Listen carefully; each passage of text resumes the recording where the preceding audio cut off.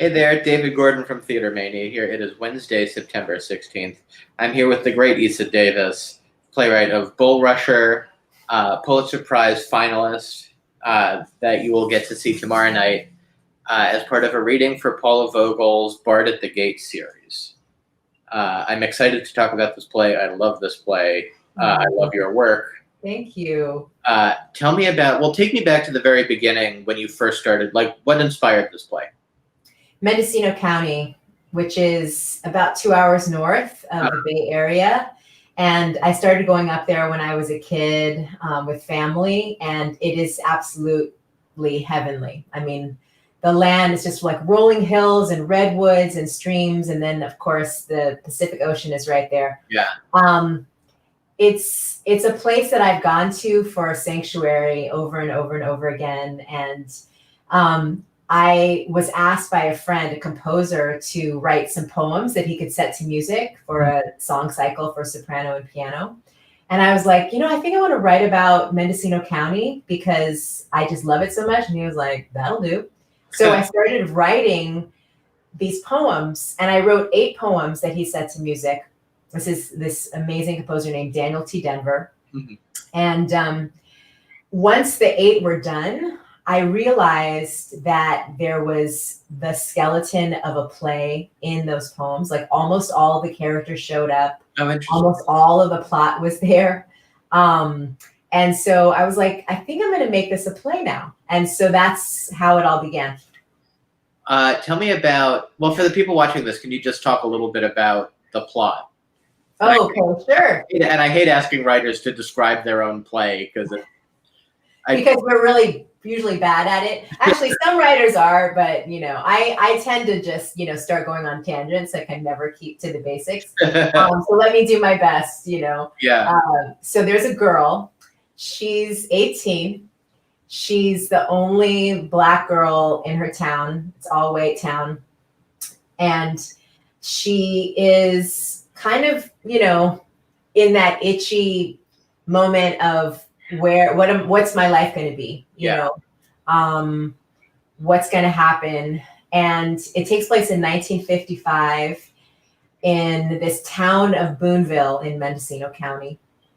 And she's been raised by a school teacher who adopted her when she was very, very, very young. And they all hang out at this brothel. It's like the place where you kick it, Why not? It's like Times Square, what it used to be. And there's a logger who also hangs out at this brothel, and a boy that she's grown up knowing. And am I missing any of the other characters? I don't think so. And then this visitor shows up. So it's a visitor play. Nice. It's like a girl who's come from Alabama, another Black girl. So it's like the first time she's meeting another Black girl in her life. So that's where it all begins. And then it's just sort of, what happens when this new girl comes to town and how it changes everyone. Was this a story that you felt you had to tell, or did it just really come out of writing? It just came out. Yeah, some people write outlines, and I've been writing for television and film now. And of course you have to give outlines so that they can give you the green light to keep writing. Right. And, when I write plays, I don't outline at all, at all. And sometimes I know what the ending is, or sometimes I know what I'm interested in, but it's usually just a question I have, or a fascination, or an obsession, or just deep love, like happened with this play, where I'm just kind of like, okay, here's someone who just popped up, and then let me sort of just follow her, see what she wants, and what would happen if she got into trouble along the way. I want to talk about dialect, because a lot of the play is written in Boontling. Is that how it's pronounced? That's exactly how I say it. Boontling, yeah. Which is the dialect of Boonville. Yes. Oh my gosh, wait a minute. Yeah. I'm in my house so I can show you something. Yeah. Okay. So this book I found when I was on a trip to Mendocino County. And so this was actually the dissertation of this guy, Charles C. Adams, right here. So, and I found this, I think, like in a wine store or like a vineyard or something. Yeah, and I started looking at it. I couldn't believe that there was this whole language that these residents of Boonville had created. And I mean, it's like you look at this glossary and, there's like a phrase here, route the Kimmy in the boat, an expression meaning to get a female pregnant. So pretty much all of these are like about sex and farts. I mean, almost all of these words are, like, pale to milk a cow. So you can see there's like a logic to them, that just, it's sort of like, here's a fun way to say something that we have to say all the time. It's just like, prior to television, when you're just hanging out, picking apples and hops, and you don't really have much to do at night, why not invent a language and use it to entertain each other? And it's practically a dead language now, just based on what I've read. Yeah, I mean, there's some people who are keeping it up, like a bootling society, but you're right. I mean, it's pretty much, yeah. Was it hard to, first of all, adopt this way of speaking and enough to write in it? Like, was that hard as a writer, or was that like remarkable? No, it just felt really natural. It felt like I just understood what I understood, the urge to create your own kind of slang, which is something I did with my friends when I was younger. And, in Berkeley and Oakland, where I grew up, where everyone says, this is hella this, or this is icy, or this is fresh. I just grew up with that kind of really, really strong, rich language. And also in Birmingham, Alabama, where my grandmother was, I spent time growing up there. So learning this new language, but feeling the similar urge, that common thread underneath it, just made it like a perfect fit. Was the Pulitzer thing something you were expecting? Not at all. That's completely out of the blue. Not at all. I mean, of course, as a playwright, I was interested in like winning a prize, something like that. But I didn't expect to have a finalist, be attached to my name. And of course, it's something that I laugh at myself about, because there's so many people who are Pulitzer. I mean, not so many people. There are a lot of people who are Pulitzer finalists at this point. And I feel like, even though, awards and reviews and all those things, I want to pretend like I don't care about, but this one has meant a lot to me. It meant a lot. And it meant a lot that it was Paula Vogel, and actually our recently resigned Ben Brantley. He was also on the jury that year. It's a good jury. Yeah, it was really good jury. And I guess that's how Paula discovered the play. Exactly. And has thought about it forever to do this. Yeah. She's the best. Yeah, she really is. I mean, that woman is just, she's really nurtured and generated, yes, I would say generated, but there's like an entire generation, of playwrights that have come from under her tutelage, but it's because she just believes in everyone's voices so strongly. It's like you feel like you have this mama bear who's just like at your back and will just fight for you to the death. And that's what Paula is. That's awesome. Tell me about this cast, because you have Carrie Young, you have Andre Holland, you have Corey Stoll. Yeah, it's kind of sick. It's like the dream team. Mm-hmm. Yeah. And Donovan, who's like one of my favorite actors on the planet. Yeah. And I have to say, so many wonderful actors have done this play over the years, whether the original cast in New York that had like Sabrina Guevara, Tanasha Kajese, Rob Beitzel, all of these, Charlotte Colvin, I have to say them all, Giuseppe Jones, Peter, oh gosh, what's Peter's last name? I'm not remembering, terrible. So great actors have just taken this play on in all of its productions, whether it's a student production or a professional production. In fact, one of the actors from the NYU production last fall that Michelle Shea directed is in our reading tomorrow. Yeah. But yeah, I mean, Corey is like he's so wonderful, and I've long been a fan. But then I got to work with him in the park. I guess that was 2017 during Julius Caesar. Not that long ago. Say what? Feels like not that long ago. And yet lifetimes ago, right? Yeah. And then Andre Holland, is a dear friend. They're both the people that I'm closest to in the cast. And then Kara, I've just been able to get to see recently. She's been able to do a lot of beautiful everything. Right? Everything. So much. Yeah. Edmund, I did a show with him on HBO called Betty. So he and I were both in that. And then Tanis is someone who is Tanis Parento. Yeah. She's just so wonderful. She's actually in Alberta right now in Canada. And so she was recording from there.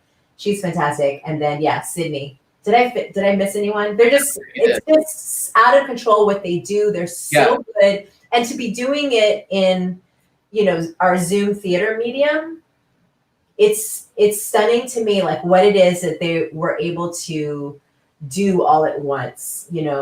I think as theater artists, you already are an Olympian, whether you've been trained or not. Once you get out on that stage, you have to do all of these things that are just so difficult for the human body and spirit and mind to do. And so I think that flexibility and that kind of, versatility is something that has made all of these actors, and then, what everyone is doing in the theater community at large, be able to translate so well, through these electronic platforms. Was Julius Caesar like a terrifying experience, or was it like exhilarating night after night? It was terrifying, and it was also a powerful thing. When we finished, I felt really proud that we were all able to stand up to the lies and the harassment and the disruption, to stand on our own feet and say, this is art. This is a play that was written centuries ago. There's nothing wrong with it. Right. And it's so interesting to me, because this was, for the people watching at home, this was the Julius Caesar at the Delacorte in Central Park, where the person playing Caesar was costumed to look like the President of the United States. There were a lot of protests. There were a lot of interruptions. There was a lot of disruption during the show. And what I always felt was that if the people protesting, or whether it was genuine or for show, if they had just sat there to watch the entire play, they would see that the play does not advocate for what they thought you were doing. You know what I mean? I do very well, and that's the thing, is that right now we're living through a time in which people like deliberately choose to close their eyes and ears and not use any critical faculties that they have, to be able to understand that the play is actually, and especially the way that Oscar used to staged it, it's really designed to show that if you use violence to overturn violence, right, you're doomed. Yeah. Everyone who killed Caesar was killed by the end of the play. Right.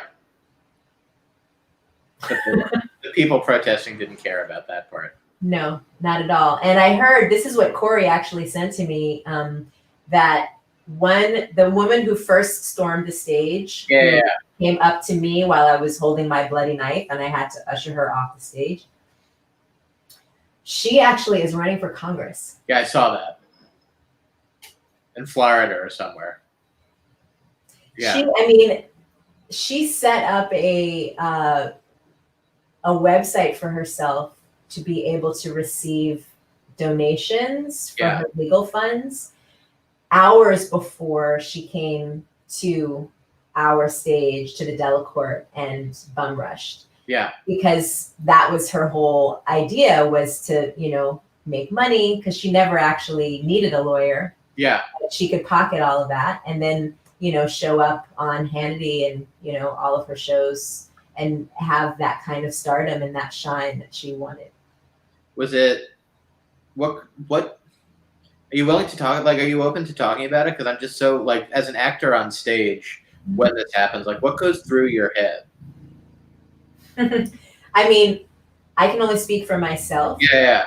And I can say that you're very much in the moment when suddenly there's a disruption, right? So the play itself was staged to be very, interactive. Yeah. There's an airplane going over. Hold on 1 second. And so in some ways we were kind of in that mode of feeling very, very attentive to what was going on in the audience, right, already. But I just remember that moment of standing there after we had assassinated Caesar, as Shakespeare puts in stage directions. And suddenly there's a person who just walks on the stage. And so I didn't know what was going on. Right. This could be anything. I mean, she might be telling us something has happened in the world that we need to know. I mean, I just kind of looked at her and watched her. And then I started hearing what she was saying, and I realized that this was a so-called political intervention on her. Yeah. And so then at that point, and at that point, it actually didn't even matter what she said on the stage. Right. She could have said, funky tomatoes. Yeah. But she, and she still would have had to leave the stage because we don't have insurance for people who are in the audience to come on stage. So, and it's just obviously etiquette. But it was a very, very disorienting, to put it lightly, moment where I had to, ask her with my entire body to leave the stage. And at that point, then stage management and security came, and she had the Pizzagate guy was in the audience. Right. Everything. Yeah. Yeah. So then they started calling us, ISIS and Goebbels. What a thing. Yeah. But again, it says so much about the state and that was 2017, and things have gotten, obviously, Of course. over these last months, things have gotten more and more, there's been more and more of a conflagration, right? Yeah. Because of the pandemic, because of the calls for racial justice, because of the fires, because of our economic strain, and particularly in our community, the, not being able to work as performing artists in the way that we have been. So it's, it's a very, very difficult time. There's so much mourning and loss. And also it's a really crucial stage in our evolution as a community globally. Yeah. I want to talk about, before I let you go, I emailed you about this, but I want to talk about Passing Strange. Oh, that'll show. I don't even have anything to ask about Passing Strange. I'm a groupie for Passing Strange, and I just adore Passing Strange. Oh, yeah. Yeah, it's a really powerful thing. I've had so many people come up to me over the years who said, I moved to New York because of Passing Strange. Or, no kidding. Or, I'm Black and I didn't know I could be an artist at the same time were it not for Passing Strange. So many people saw the film that Spike made of the play. And it's an amazing film. Right? I mean, and it's so interesting because it's what he saw and it's the thing that is captured forever. But it's different than the experience we had, doing the play 300 times, know? And it's so interesting to watch that movie because it is so much of him. Like, it's so much of his interpretation of what it is. That's right. But it's also just like a great concert movie. Yes. right, because Stu and Heidi and the band, just made such great concert music that we could all wild out to. I mean, that play is just, there's something just so powerfully special about it. And I just was writing to everybody in the cast yesterday, and there's just something that I don't really know quite what it was. It's just something very special happened while we made that. I keep thinking that like the time is, I wish theater existed in person, because like the time is so right for a revival of that. Yeah, I mean, people have been talking about that for a while. I know. It just, and it's so interesting because it feels like yesterday that I was just there watching it at the Belasco, and that it's time for a revival already. But it wasn't that just, it was a long time, not a long time ago, but it was 12 years ago. Yeah. 12, yeah. Yeah, and everyone, revives things with an increasing rate. So I think 12 years is plenty of time. Yeah. Isa, thank you for your time. Oh, thank you. And I appreciate you reaching out and wanting to talk about all this stuff. And I'm looking forward to seeing you in the audience for the reading tomorrow. Bulrusher at 7. And you can find it on YouTube, is that right? That's right. Yeah. Great. Be well. Thank you. You too. Take good care. My pleasure. You too. And thanks everybody for watching.